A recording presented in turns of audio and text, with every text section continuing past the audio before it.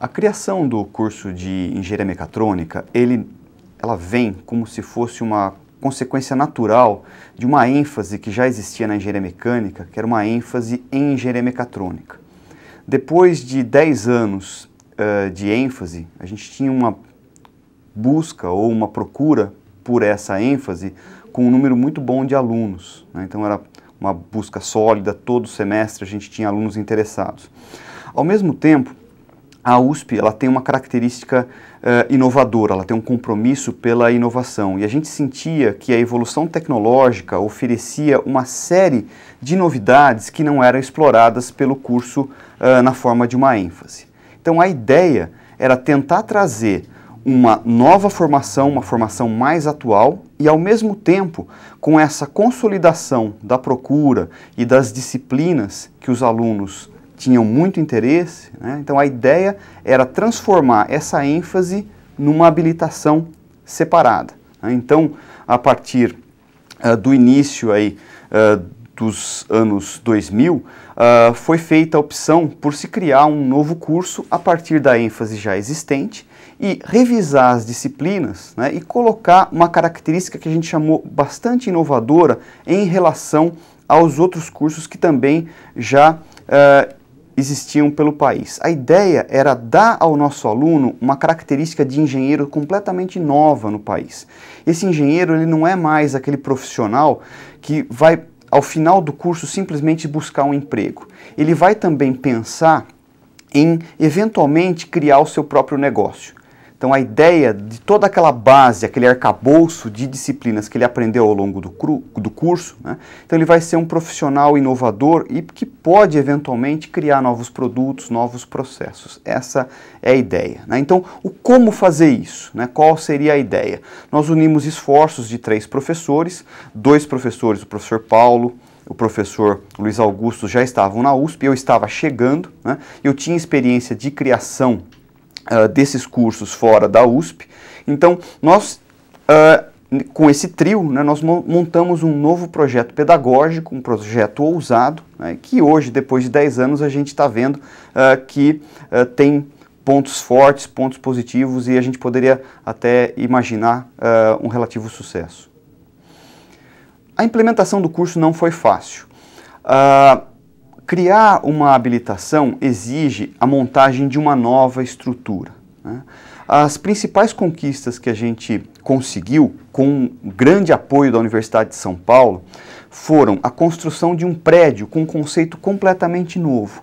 O prédio da mecatrônica ele tem no seu piso térreo salas de aula que vão, desde o início, servir de lar para os nossos alunos. Eles se sentem em casa. Então a gente tem 3 salas que correspondem normalmente aos alunos do 3º, 4º e 5º anos. No segundo andar, né, no segundo piso, nós temos os laboratórios didáticos, que é algo que tinha sido, vamos dizer assim, um pouco esquecido, né, ao longo dos anos. Então a gente sempre vê na USP um grande peso aos laboratórios de pesquisa, né, mas a gente resgatou dentro da Universidade de São Paulo a imagem dos laboratórios didáticos, os laboratórios de ensino. Então os alunos da mecatrônica têm um andar inteiro de laboratórios onde eles vão pegar aquela informação que eles têm no piso térreo das aulas teóricas e levar bem próximo ali para as experiências práticas. E, finalmente, no 3º andar, a gente tem também muito próximo dos alunos as salas de professores. Então, realmente, o prédio ele foi concebido para atender o curso. Então, esse é um conceito bastante interessante da engenharia mecatrônica. Então, a gente tem uma identidade forte, um local dentro do campus, né, que se identifica com o curso. Uma outra questão interessante, e a gente teve muita paciência, foi a escolha dos novos professores. A gente tinha na ênfase já um grupo de professores muito experientes, muito fortes, mas a gente queria ousar. Então a gente queria trazer novos professores com novas ideias, trazendo experiências diferentes de diferentes pontos do país, né? Uma das características, por exemplo, que a gente deve citar, né, e que era uma demanda dos alunos da ênfase, é a melhoria da formação em eletrônica. Então, uma das ideias foi reforçar essa formação e trazer profissionais que tenham esse tipo de formação para também transferir esses conceitos para os nossos alunos, os alunos que vêm para a habilitação, né? Então, já melhorando a formação que existia antes na ênfase. Então, estrutura, recursos humanos e também com a vinda desses novos professores, colocando um ar jovem no curso, ele realimentou as estruturas de pesquisa. Então, mesmo a gente focando inicialmente no ensino, com a vinda de professores mais jovens, a gente também conseguiu melhorar o corpo de professores e de pesquisadores dentro da mecatrônica. Hoje nós temos, especificamente dentro da mecatrônica, 11 docentes, né, que não só fazem ensino, mas eles também dão uma força nova, uma vitalidade muito boa para a área de pesquisa e, em alguns casos, até a gente consegue lentamente também oferecer para a comunidade um pouco de extensão. Nós temos propostas bastante ambiciosas para o curso de mecatrônica. É um curso que, desde a sua concepção, ele foi bastante ousado, bastante revolucionário. Então, a nossa ideia para o futuro é sempre reforçar essa ideia de empreendedorismo. Então, a nossa ideia é que os nossos alunos, seja de forma isolada ou em equipe, sempre desenvolvam novos produtos, produtos mecatrônicos, produtos que vão de encontro, não às modas ou às tendências que você encontra no dia a dia, mas pessoas que olhem os problemas brasileiros, olhem as demandas e consigam gerar soluções, independente das soluções que vêm de fora. Então a gente quer originalidade e quer o desenvolvimento de novas propostas para problemas brasileiros. Então esse é o perfil de profissional que a gente quer colocar no mercado, porque mesmo esse profissional sendo um empreendedor, ele se transforma, né, não apenas num criador de empresas, mas também num profissional muito atraente para as empresas que já estão consolidadas no mercado, né, e especialmente se a gente olhar São Carlos, né, com a sua característica, né, de criação de pequenas empresas, empresas de caráter tecnológico, né, esse profissional que a gente coloca no mercado, ele é muito atraente para as nossas necessidades. Bom, nós tivemos a conjunção, no final da década de 90, início da década de 2000, de dois momentos ímpares na Universidade de São Paulo. O primeiro deles foi uma grande expansão, particularmente no campus de São Carlos, com a criação do Campus 2, com a criação de pelo menos 5 outros cursos, dentre os quais a Engenharia Mecatrônica. Por que a Engenharia Mecatrônica? Ela foi uma evolução natural da ênfase, que foi criada ao final da década de 80, e que até o início da década de 2000 havia formado mais ou menos uns 150 engenheiros mecânicos com ênfase na engenharia mecatrônica. A ênfase, ela agregava algumas disciplinas, alguns assuntos à formação do engenheiro, mas nós pretendíamos dar um passo adiante. Nós pretendíamos consolidar na forma de um engenheiro, de um novo engenheiro, uma visão que foi implementada na engenharia mecânica da ESC praticamente desde o início da década de 70, que foi uma visão sistêmica de você resolver problemas de engenharia. E essa talvez seja uma das grandes características do nosso engenheiro mecatrônico. Ele tem uma visão sistêmica de integração de sistemas, uma visão multidisciplinar dos assuntos, o que isso faz com que ele seja realmente um engenheiro muito diferenciado no mercado de trabalho, como nós temos visto em relação à questão da empregabilidade desse nosso engenheiro. Bem, eu costumo dizer, né, principalmente depois de ter ficado vários anos cuidando da graduação, da escola como um todo, que graduação ela é um prato frio, né? Você faz um currículo hoje, você vai ver o bom engenheiro ou o engenheiro não tão bom que você formou, às vezes, dentro de uma década, né? Então, esses primeiros 10 anos, a nossa grande preocupação como um dos criadores, um dos proponentes desse curso, foi propiciar uma consolidação de uma estrutura curricular.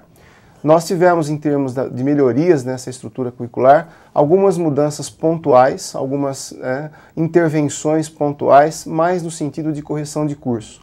Os laboratórios do curso de Engenharia Mecatrônica, com os recursos que a Universidade de São Paulo nos deu, nos possibilitaram a montagem e a instalação de vários desses laboratórios. Nós ainda não estamos completos, nós precisamos, né, montar, inclusive, equipar e montar alguns, pelo menos mais 2 laboratórios que o curso se ressente. Um deles, por exemplo, na área de automação industrial. No entanto, também nos laboratórios, e aí foi um fato bastante interessante, já aqui comentado pelo professor Glauco, a contratação dos docentes, né, dos pesquisadores, docentes pesquisadores, ela tenha sido talvez o grande patrimônio do curso nesses 10 anos. Porque ao contratar um docente, você vai tê-lo por pelo menos uns 30 anos, né? Claro, se ele ficar com a gente e todas as condições estão sendo criadas para isso, então é preciso você, né, acertar muito bem nessa contratação para que esse docente venha, né, a dar sua contribuição no ensino, na pesquisa e na extensão ao longo desses 30 anos. Então, ao longo dos primeiros 10 anos, nós consolidamos o currículo, hoje ele está um currículo bem mais maduro, nós tivemos a implementação de uma grade horária praticamente fixa, com pequenas mudanças, que ainda precisa ser melhorada, entendeu? E agora nós temos, né, uma melhoria a ser feita, né, de agora em diante, que já teve um certo início, que é em relação à questão dos novos laboratórios. Mas os laboratórios já existentes, eles oferecem uma boa infraestrutura do ponto de vista de equipamentos e informática e também de programas computacionais para os nossos alunos. Muito bem, a USP, ela definitivamente se inseriu ou tem se inserido de forma definitiva no ambiente internacional. Eu acho que esse é um dos grandes desafios, não é, que poderá ser oferecido também para o nosso engenheiro mecatrônico. A engenharia mecatrônica que se pratica na ESC, ela é singular. Ela tem uma base bastante forte na mecânica. Nós acreditamos que essa seja, digamos assim, o grande diferencial em nível de Brasil para esse curso. E está dando certo, pelo menos em relação aos engenheiros que nós já formamos. Agora, se olharmos em países como Japão, Suíça, a própria Alemanha, as 3 grandes áreas que compõem a mecatrônica, a informática, a eletrônica e a mecânica, elas são bastante equilibradas. Eu acho que um dos grandes desafios nossos será fazer intervenções no nosso currículo para equilibrar esse currículo de maneira a que o nosso engenheiro ele realmente seja um engenheiro 100% inserido também no contexto internacional. A gente sabe que o Brasil ele precisa muito de engenheiros e a nossa primeira visão é formar engenheiros para o Brasil. No entanto, em relação à questão da internacionalização, novos convênios de ensino têm que ser estabelecidos, nós já avançamos nisso também e acreditamos que inserir o nosso aluno, né, no contexto internacional, enquanto aluno de graduação, será um desafio bastante interessante a ser enfrentado por esse curso. Bem, a gente não pode entender a origem da mecatrônica sem olhar para o nosso dia a dia. Hoje é bem mais fácil entender. Para todo lado que a gente olha tem os microprocessadores, nos celulares, nos relógios de pulso, nos carros, nos ABS, em todas as máquinas. Então hoje um microprocessador, um microcontrolador é uma coisa corriqueira, a gente nem percebe mais que isso existe. Mas de onde vem isso? Tudo isso vem de 1947 com a invenção do transistor. Transistor e suas consequências, circuitos integrados, depois mais integrados, e nisso a gente chega na década de 70, na década de 60 eram os circuitos integrados, na década de 70, pessoal em várias partes do mundo enxergando essa evolução e a possibilidade futura da miniaturização dessas coisas, dos circuitos contendo os transistores, né, começa a surgir novas possibilidades de aplicação para isso. E aqui em São Carlos, um grupo monta a mecânica fina, que tinha inicialmente um aspecto de pós-graduação e depois disso vem a ser uma ênfase ligada ao curso de engenharia mecânica. Começo da década de 80, 1980, a gente tem a ideia da evolução disso, o que veio a ser então a mecatrônica, e propusemos o curso, foi o pioneiro no Brasil. E aí pelo meio da década de 1980, a universidade aprova o princípio do curso e fornece algumas vagas para se contratar docentes. Um dos primeiros docentes, aliás, o segundo docente contratado foi o professor Paulo, que está com a gente até hoje, e que foi um dos artífices da criação da habilitação, agora definitiva, já no início desse século.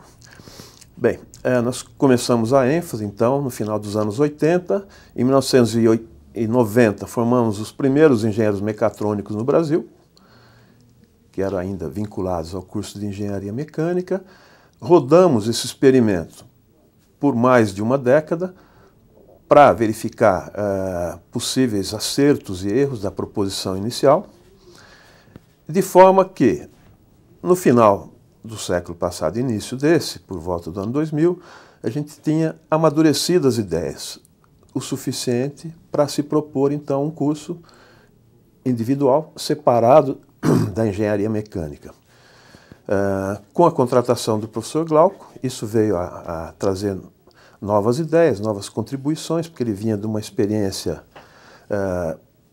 separada da nossa aqui. Então, juntamos as ideias e propusemos o curso, que foi novamente inovador. Tinha proposições que não existiam em nenhum outro curso no país. Algumas dessas coisas hoje já se consolidaram e já viraram default. Quer dizer, outros cursos copiaram, outros já são coisas naturais. E cabe a nós, finalmente, procurar olhar outra vez para o futuro, ampliar esses horizontes. Bem, durante os 10 anos de existência do curso como habilitação dentro da USP, a gente pode verificar um grande avanço em relação à ênfase original. A gente começa a ênfase, tem que voltar um pouquinho para a ênfase para explicar melhor o curso. A ênfase tinha inicialmente o próprio nome, né, mecatrônica, que vinha do Japão, que se tratava de trazer um pouco da eletrônica de volta para a mecânica. Isso até explica um pouco do porquê que a base do curso é fundamentalmente mecânica. Se a gente olhar na história, a engenharia elétrica surge na engenharia mecânica. Era fruto do domínio do homem sobre a eletricidade, onde aparecem então as máquinas elétricas, transformadores e, finalmente, como dito antes, o surgimento do transistor se dá na então engenharia elétrica. E a engenharia mecânica, observando isso, fala, temos que trazer isso para a mecânica. Daí, inicialmente, trazer a eletrônica para a mecânica, veio o nome mecatrônica. O curso, quando se separa finalmente da mecânica, adota o nome engenharia mecatrônica e consolida algumas daquelas ideias iniciais. Inclusive laboratórios que já existiam junto ao departamento de engenharia elétrica se mostram, por vezes, um pouco inadequados, visto a maneira diferente de se dar o curso. Por exemplo, nós temos disciplinas na engenharia mecatrônica e existem disciplinas similares na engenharia elétrica, na própria engenharia de computação, disciplinas similares no sentido do nome, mas a maneira de se trabalhar com essas disciplinas, o enfoque é outro. Tá? Então, agora, a grande contribuição, a meu ver, se deu no dia a dia do curso, na interação dos docentes que já estavam aqui, dos novos docentes e dos nossos alunos. Porque a USP, tradicionalmente, já prima por ter excelentes alunos. Então, acho que o principal produto, o principal resultado desses 10 anos foi o sucesso dessa ideia de fazer esse ambiente integrado. Quer dizer, a participação dos alunos foi fundamental em tudo que a gente conquistou nesses 10 anos. Os desafios para o futuro, a meu ver, vão na mesma direção. É propiciar espaço para que os novos alunos e os ex-alunos também, que a gente espera continuem interagindo com a gente. Então, eles criaram o seu alumni. A gente gostaria que cada vez mais esse laço ficasse estreito, para continuar agora tendo um novo feedback. Quer dizer, uma coisa é o aluno, enquanto aluno, dizer e mostrar, praticar o que ele acha em relação ao curso. Outra, bem diferente, é o ex-aluno. Depois de 2, 3, 4, 5 anos no mercado de trabalho, ou como docente, ou pesquisador em algum outro lugar, esse aluno nos dá esse feedback, quer dizer, com outro olhar. Depois de algum tempo, o que realmente foi importante, o que deveria ser melhorado, e isso, então, nós vamos ter, ao invés de duas mãos, o docente e o aluno, essa participação dessa terceira mão, o ex-aluno. Então, isso é a novidade, quer dizer, a participação dos ex-alunos, que inicialmente no curso a gente não tinha ex-alunos.